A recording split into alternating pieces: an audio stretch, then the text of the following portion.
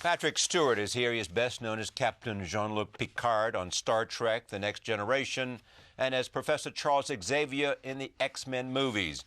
Before that, he was an actor with both the Royal Shakespeare Company and the Royal National Theatre.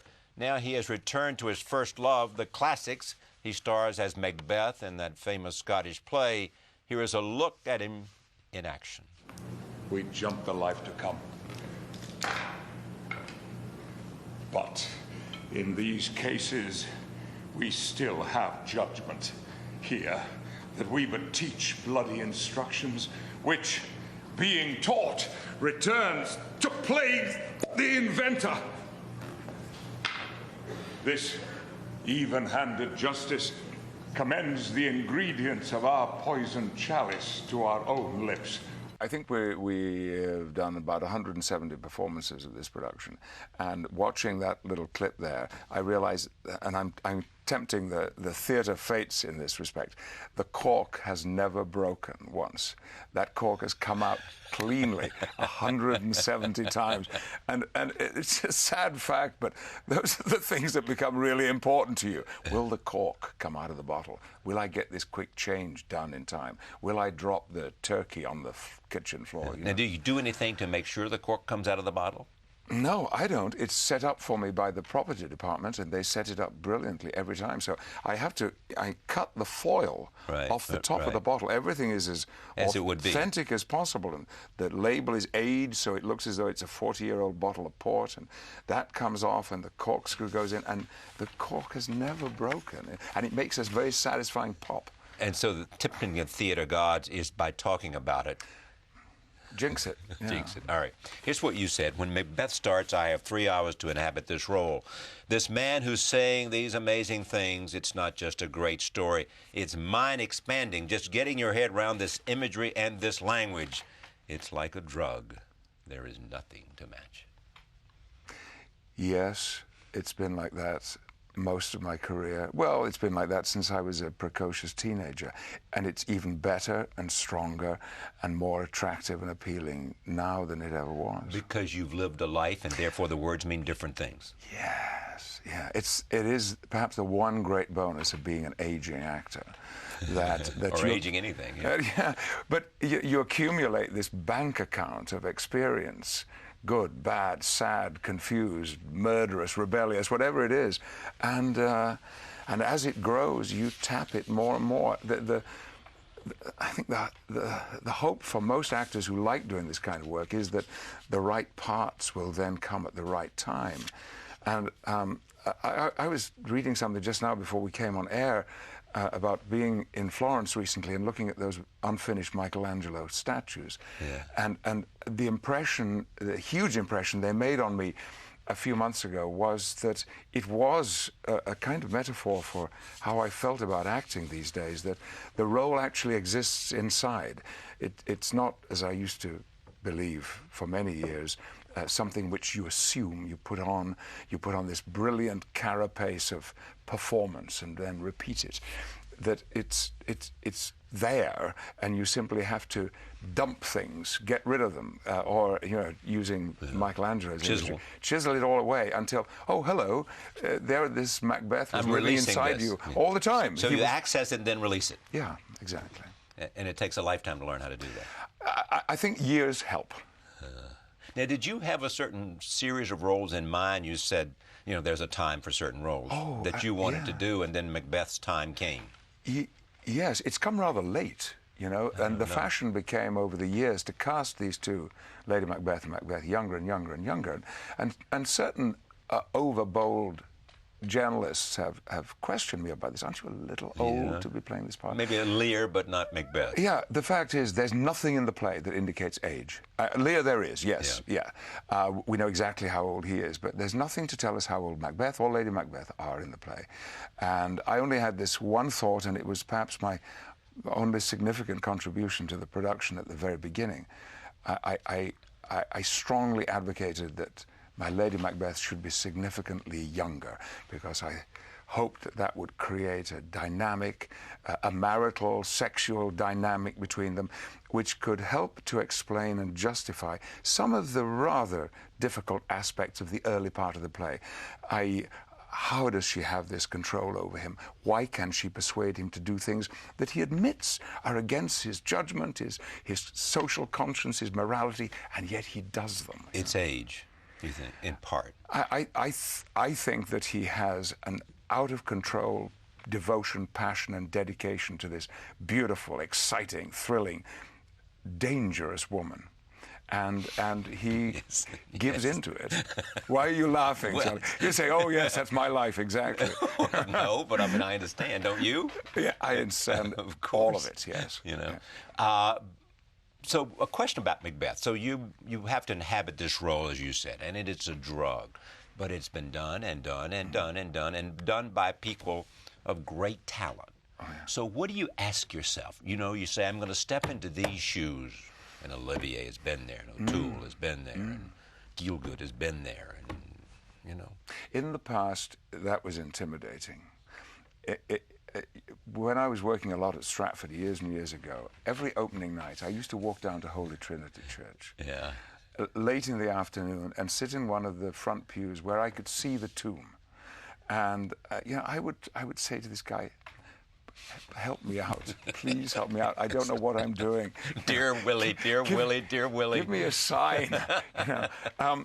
Because, yes, there are these legendary actors who have given legendary performances in these great roles. Exactly. And ultimately, if you want to be a classical actor, you have got to tick off these roles, because these are the roles that you'll be judged by.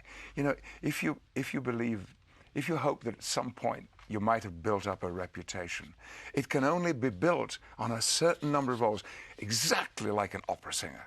There are certain roles you have to sing. Right. And if you don't, you're dodging the issue of the great challengers. So, And dodging your chance to be considered among the greats.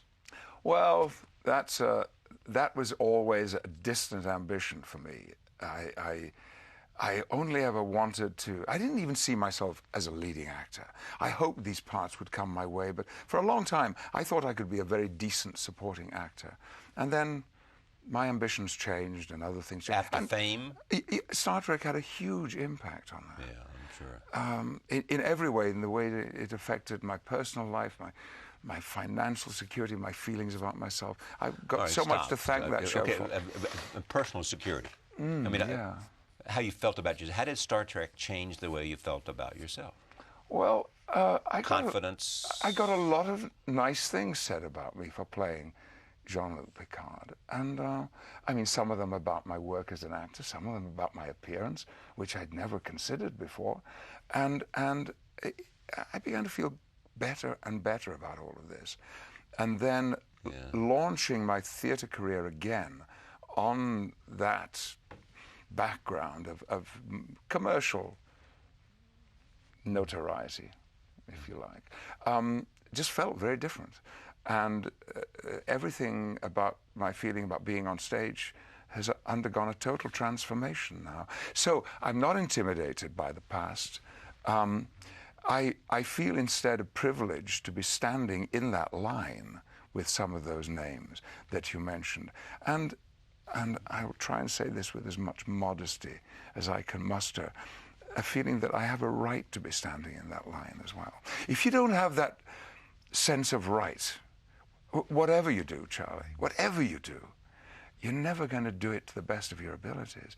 But, you know, and now I feel that the work that I do, it tells people who I am and what I am. Yeah. So I feel better about it. I think that's an amazing, what you just said. Secondly, if you could somehow do that for so many young people, kids as they're growing up in whatever, not because they're going to become a great Shakespearean actor, but because they would have a life that would somehow enable them to deal better with whatever the normal kinds of impediments there'll be in the road. It's extraordinary you should bring this up, because there are bodies at the moment who are actively working in this way and inviting actors. And these are not just theatre people. In all walks of life, children from difficult backgrounds, children from bad neighborhoods, that they're using this kind of experience I've been talking about to try to shift the self-perception that young people have. When I talk to students, whether they're English majors or acting students, it is, if I only had 5 minutes with each one of these groups, I would talk about believing in the uniqueness of themselves, because that's one of the things that gets flattened, almost at times erased, that you are already absolutely unique. There's no clone, there's no substitute for any one single individual. And I didn't believe that for too many years, and it handicapped me. It kept me earthbound when I could have been flying. It kept me timid and restrained in what I did. And if we can somehow get that sense of self-belief... Because most people have found it on their own through a process, a laborious process of finding it, not because somebody gave it to them or somebody taught it necessarily to them. But it can be taught, I think. Get the circumstances right. How is your Macbeth, in its objective, different? Well, it's only in the play. I just start reading the play and try to, when I first begin to read it, I try to assume an innocence, a naivete about the play, because I know it. It's probably the play with the most well-known lines of all 37 of his plays. But I somehow try to erase all of that and read it as if for the first time. You know, my agent called up and said, there's this new television script, they're biking it round to you now, sit down and read it this afternoon, with the same attitude. So then there's a chance that something fresh, something spontaneous will come out. And all this stuff gets stored away little by little. But I've stolen liberally in this performance, and I admit, not only admit, but I like to acknowledge from whom I have stolen. A lot of people comment about the tomorrow and tomorrow and tomorrow speech, and I think it is a rather unusual way of doing it. Well, it only happened because I met Ian McKellen on the street, who was, of my generation, the most famous Macbeth. And we hugged and kissed, and then he said, can I just give you one thought? Please, thought from Ian McKellen. He said, tomorrow and tomorrow and tomorrow, the important word is and. And like a flash, I instantly knew what he meant, what he was referring to.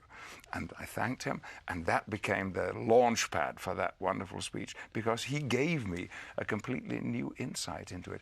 Bringing Lady Macbeth's body on for that speech I stole from Roman Polanski.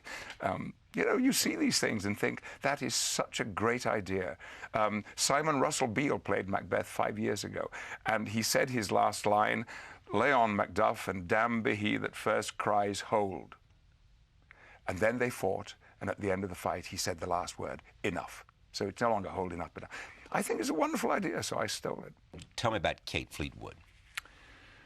Kate Fleetwood is a classical actress, born, as it happens, in Stratford-on-Avon. So she saw a lot of my work when she was a schoolgirl, and which made me a little uncomfortable at the very beginning. And she has brought to the role a level of intensity and magnetism and personal strength, as well as, I know, because nobody gets closer to her than I do, an overwhelming sexuality and sensuality into this role. And one of the critics here in New York has pointed out that what makes her performance so successful is that from the moment you see her, you know there is something that is slightly unhinged about her from the very beginning. Roll tape, here it is. When, in swinish sleep, their drenched natures lies as in a death. What cannot you and I perform upon the unguarded Duncan? What not put upon his spongy officers who shall bear the guilt of our great quell? For men, children only. For thy undaunted metal should compose nothing but males. Now, you're looking at that performance in profile. Yes. You should see it from where I see it. I thought about that. I'm the only one that gets that point of view, you know, right into Kate's face, right into those extraordinary eyes. And you know, if we were really filming that, you would have, you know, you'd have brought the camera around, you'd have done an over shoulder, you'd have done a close up of her, and then you would have seen just what's going on in that face during those times. She's thrilling. She is also terrifically good fun. We have so much fun playing these roles Yeah. because when it's just the two of us alone on stage, we can do whatever we want within reason. She happens to be married to the director, so we've got to be a little cautious as to how much we... Well, no, who's the director? I'm sorry, Rupert Gould. Rupert is the director, right. Now, you've worked with him before in The Tempest, yes? We did back-to-back productions, yeah. And the Tempest was as extraordinary in its way as this Macbeth was. This man wears his brilliance as a director so lightly, so easily. There is no intensity or strain. You know, there's a famous scene in this when I'm seducing the murderers to kill a man and a little boy. And I said to him, I wish I had an action here. I just talk. It's one of those classic corrupting the murderer scenes. And he said, make a sandwich. And this sandwich making has now become a kind of notorious part of the whole production, that I make and the three of us share a sandwich in this scene. Yeah. The scene loses nothing. In fact, it has a horrific kind of ordinariness about it. Any research you did on this? I mean, did you read about Stalinist Russia? Did you read? I did. I only read one book. I went to Foyle's in London and I bought an armful of books on Stalin. I couldn't believe how many books had been written about him. Why Stalin? Well, because Rupert had suggested. He just gave me one image weeks before we began rehearsal. He said, I keep thinking of those old men in big hats standing on the top of Lenin's tomb on the Maidan. Again, just like Ian's remark. Oh, the men. Flash. The members of the Politburo then. Yes, those old, violent, angry, ambitious, powerful men. And it worked. So I went out and I bought these books on Stalin. And I picked up the first one because it was the slimmest. Yeah. Also, it was by Martin Amis, and I'm a big fan. Yeah. I didn't know Martin Amis had written a book about Stalin. It's called Cobra the Dread. And it had everything that I needed. I didn't open one of the other books. They went unread into my shelves. But what I gleaned from Amis's book was so shocking and disturbing and unsettling in terms of not only the worldwide impact of Stalin and certainly the impact that he had on the Soviet Union and on its satellite countries, but even closer to home, I mean, friends, families, his own children, and so forth. I dug into this great melting pot of stuff about Stalin and wherever possible used it in the production. Your father was a military man too, wasn't he? Mm-hmm. I have a little routine every night. I appear. You talk to Dad?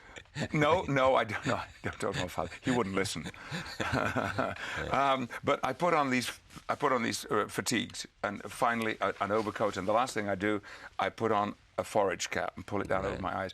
My father had a mustache, and I look in the mirror, and my father looks straight back at me because we could be twins now. And what does he say to you? I just feel good about it. I just feel good about the sense that if I look like my father now, I've done something right. I know actors and some that you know who have said to me, I can't get the role until I put on the jacket, till I do something. I have to have something that gets me there. Yeah, okay. With me, in this case, I do have that moment with my father, which I know sounds a little bit sort of pretentious and mystical, but it's important for me. I'm alone in the dressing room. Then I go down into the wings, and the prop man hands me my AK-47. Now, because of the restrictions about weapons here in New York, I cannot have the AK in my dressing room. Yeah. I was allowed to have it in my dressing room in London, and I had a brilliant and wonderful young Japanese woman who was my dresser in London, and she would stand by the door with this scary piece of equipment and would hand it to me, put it into my hand, and that was the moment of completion for me when I had the weapon in my hand, because there's so much savagery and brutality in this play, and I don't have guns, I don't fire weapons, whatever. I still can't believe I've spent a year carrying an AK-47 around in my hand. You know what's interesting, and I don't know whether there's any, maybe it's not interesting, if there's anything significant about this, but when we were first given these AKs, we found them so heavy. And the first thought was, how are we going to haul these things around, for 6 months? Yeah. They don't weigh anything anymore. It's such a familiar, comfortable thing to have in your hands. And that unnerves me ever so slightly. The relationship between Macbeth and Lady Macbeth is what, as you see it? Obsession. Obsession. For beauty and for everything. Everything. Everything. He has completely sold his soul to her. In all of its evil. Well, it might have been something else, you know. It might have been the most glorious, liberating, peace-giving communion between the two of them. It just goes in the other direction. What is Shakespeare telling us about his ambition? That it is a dangerous aspect of any person's psychology, and it occurs again and again and again. I mean, I finished this production here in New York, and a week later I start rehearsing King Claudius in Hamlet, again with the Royal Shakespeare Company. I'm going back home. And here again, it's all about ambition. In the case of Claudius, you have a brilliant, clever, attractive, fine individual who just happened to kill his brother in order to get what he wanted. And that alone undermines everything about him which is admirable, because he is an admirable man. And it's ambition there that does it. And I think, can you imagine being a playwright and an actor living in the late 16th and early 17th century with Elizabeth on the throne and all of those powerful, hungry, ambitious courtiers? Here's what you said about Shakespeare. I have this theory that these roles, the really great roles, there are elements of them in all of us, and that is part of the greatness of the dramatist, that he taps into something which is entirely human. You feel him reaching out his hand and saying to you as an actor, come on, it's easier than you think. Do you really? I do, yeah. But it's taken me a long time to get to that place. But I try to tell acting students that it is easier than they think, that it needn't be intimidating, that if you can be brave enough, and fear, you know, plays a huge part in this, and it did for me for years in my career. Fear of failing, not fear of getting it right, but fear of failing. If you can dispense with that, it just opens up so many opportunities for any kind of creative artist. But the actor has to be open to those things. This is such an incredible thing. Take a look at this. Is this a dagger which I see before me? The handle toward my hand. Come, let me clutch thee.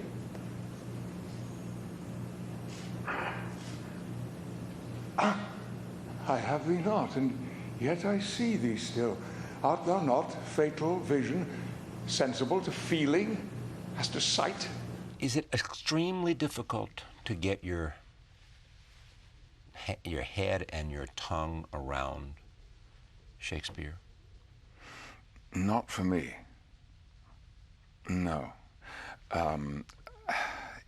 He has become such a familiar to me. You know, I think we may have said earlier, I learned these soliloquies when I was 13, 14, and would walk the streets and the hills near my home just reciting them. Yeah, because they felt good in my mouth. They sounded good. I mean, some people will sing songs, but for me, this was my music in my head, and it made me feel good, and it lifted me up out of the world that I was growing up in, which wasn't always great, and I think it gave me a kind of peace, and it gave me certainly excitement, and I felt, because I had no proper formal education at all, I felt that I was connecting to something. I didn't know what it was. I had no language for it. I didn't have the intellectual capacity to understand it. But I was connecting to something that was so much bigger than myself, and yet could also become part of me. I can only analyze that now by looking back on it. So this language, these words, these individuals, the scope of these plays, I opened up Hamlet that other night and began to read Who's there? Nay, stand and unfold yourself. And it might have been for me just like reading, you know, another television script. Thank you for coming. Thank you. It's great to see you. Thank you, and you too. You are in full flight, you know, and it's great to witness. Macbeth is at the Lyceum Theater, which is at 149 West 54th. It'll be there until May 24. Thank you again. Thank you for joining us. See you next time.